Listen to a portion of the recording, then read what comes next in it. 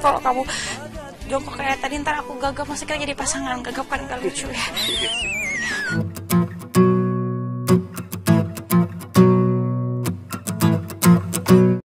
Di awal cerita kita akan diperlihatkan kepada Laura yang berpamitan kepada neneknya, di mana Laura ingin pergi untuk interview kerjaan, dan Laura segera pergi. Assalamualaikum. Waalaikumsalam. Di tengah perjalanan, ban sepeda serasa kempes, dan Laura turun dari sepeda untuk memeriksanya. Di lain arah, Dimas yang kabur dari rumah karena ingin mandiri sendiri, tiba-tiba hampir menabrak Laura, dan Dimas ngomel-ngomel kepada Laura.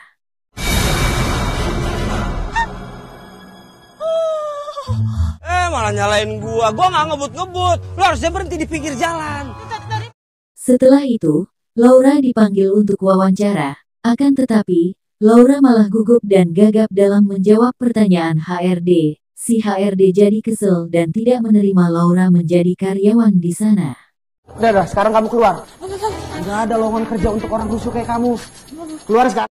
Di lain sisi kita akan dibawa kepada Dimas, di mana Dimas menemui pacarnya, dan menjelaskan bahwa Dimas mau mandiri, dan Dimas meminjam uang pacarnya. Akan tetapi, si pacar yang bernama Santi itu tidak mau meminjamkan uangnya kepada Dimas. Lagi. Ya udah sih, kalau kamu nggak punya bilang aja nggak ada gitu. Ngapain nyuruh aku ikut dia? Udah, makasih.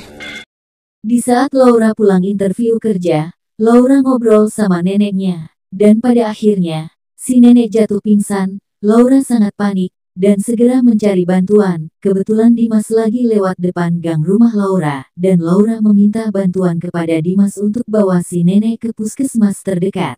Tolong selamatin nenek gue. Gimana? Tolong. Setelah mereka sampai di puskesmas, Laura meminjam uangnya Dimas untuk bayar berobat, dan Laura juga meminta Dimas untuk mengantarkannya pulang. Sesampai di rumah Laura, Dimas yang bingung mau kemana. Akhirnya, neneknya Laura ngasih tempat untuk Dimas nginap, dan ruangan itu dikontrakan 1 bulan 500.000. Mau, berarti ini utang gue lunas ya. Kan lo ngontrak 500.000. Di pagi harinya, Laura buka usaha laundry sepatu, dan Dimas mau join bisnis sama Laura, dan mereka segera promosikan usaha mereka. Kebetulan saja, Bagus mencari Dimas, karena disuruh papanya, karena Bagus ini adalah kakaknya Dimas. Di lain sisi, pacarnya Dimas mengikuti kakaknya Dimas, dan Dimas segera menghampiri Santi. Ternyata, Santi memutuskan hubungan sama Dimas. Oh my god. Aku mau kita udahan. Apa?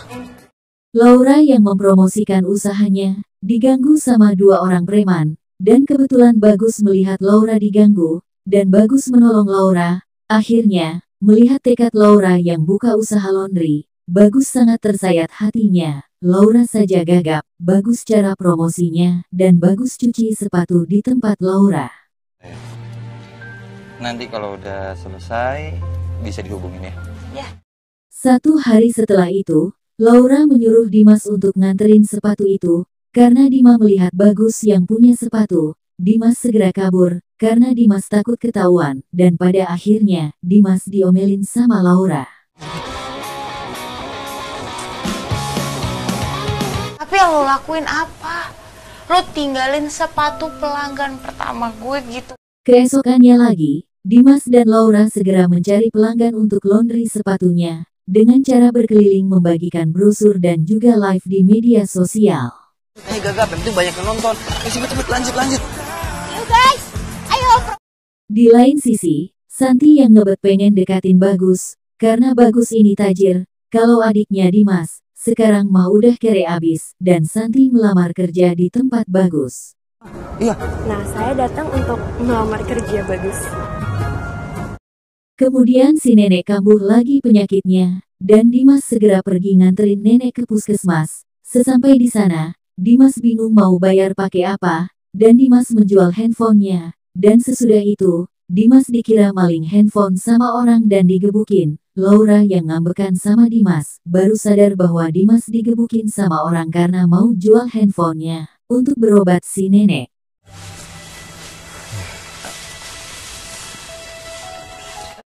Tidak lama setelah itu, datanglah Bagus. Akhirnya, Dimas dan Bagus bertemu, dan Dimas salah paham sama Laura. Dimas menyangka kalau Laura lah yang ngasih tahu Dimas berada di rumahnya. Dimas segera pergi.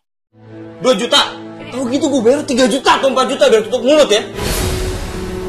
Kemudian di saat Laura pulang bersama Bagus, semua pelanggan komplain kepada Laura, dikarenakan sepatunya tidak kunjung diselesaikan. Pelanggan ngamuk kepada Laura. Jangan dong. Jangan begitu. Dan pada akhirnya, Laura bekerja di laundrynya Bagus. Santi yang melihat kedekatan di antara Bagus dan Laura sangat cemburu, dan akhirnya, Santi mengungkapkan perasaannya kepada Bagus, akan tetapi, Bagus menolaknya. Mau ya jadi pacar aku? Di lain sisi kita akan dibawa kepada Dimas, di mana Dimas dibukakan usaha bengkel oleh papanya, dan Dimas mengelola bengkel tersebut. Santi yang melihat kesuksesan Dimas, akhirnya, Santi kembali mendekati Dimas. Memang aneh si Santi.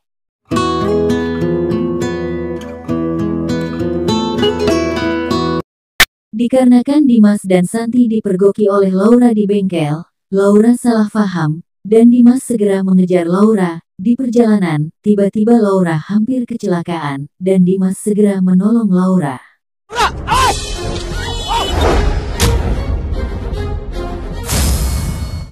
Di sebuah klinik, Laura dirawat dan Bagus mengantarkan Laura ke rumah sakit. Laura tidak tahu bahwa yang menyelamatkan nyawa Laura adalah Dimas. Berarti lo yang nyelamatin gue. Bagus. Di scene terakhir, Laura diajak oleh Bagus untuk makan malam. Sesampai di sana, Laura jujur kepada Bagus bahwa ia tidak bisa bersama Bagus karena Laura sangat mencintai Dimas. Dan akhirnya, Dimas datang, dan semua keluarga sudah pada ngumpul di sana. Dan inilah yang terjadi. Manukia alangan dari bukit tapakia ayam majina. Pelajaran yang dapat kita ambil adalah, setiap usaha pasti ada kesuksesannya. Ibarat pepatah Minang, barakik-rakik kahulu, baranang-ranang katapian, basakik-sakik dahulu, basanang-sanang kemudian. Walaupun kita memiliki kekurangan, bukan berarti kita tidak bisa sukses. Maju terus pantang mundur. Kami Susuka Story ID pamit undur diri. Semoga terhibur, walaupun masih banyak kekurangan. Sampai jumpa, see you next time, bye-bye.